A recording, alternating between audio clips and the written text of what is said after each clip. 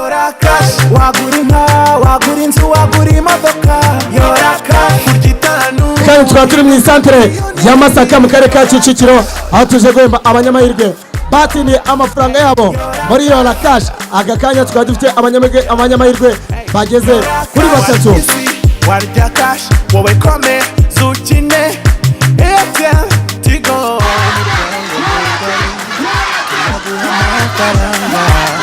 utera imbere ohereza rimwe kuri rimwe gatanu wagura inka wagura inzu wagura imodoka Yora cash kurya itanu wahinduka miliyoneri Yora cash Yora cash Yora cash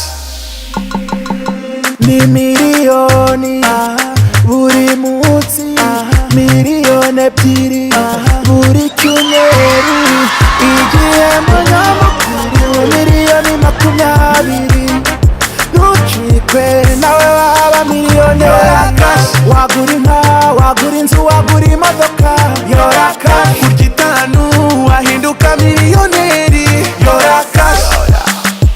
Louis ubyakiriye gute kuba uyoye amafaranga angana gutya? Ni ibyishimo.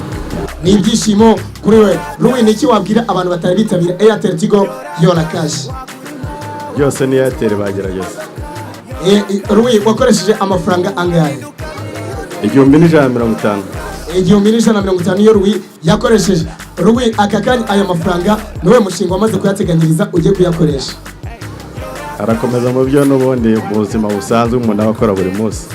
Arakomeza ayakoreshe mu byo umuntu abasanzwe akora mu buzima bwa buri munsi. Biroroshye na Airtel Tigo Yora cash. Jya muri message wandike umubare rimwe wereze ku 55 cyangwa uhamagare 155 50 byonyine niryo ukeneye kugira ngo uhindure ubuzima bwawe hamwe na Airtel Tigo. MC Emile hano i Masaka turacyahemba abanyamahirwe batiniye amafaranga yabo. Louis urakoze cyane. Sawa msaza. Igitanu byaguhindurira ubuzima niryo ukeneye ngo Yora cash na Airtel Tigo. Andika umubare rimwe wohereze ku 155 cyangwa uhamagare 155 ubona amahirwe yo gutsindira miliyoni imwe buri munsi miliyoni ebyiri buri cyumweru ube wanatsindira igihembo nyamukuru cya miliyoni 20 buri Yora cash hamwe na Airtel Tigo umurongo ukoreshwa na benshi mu Rwanda.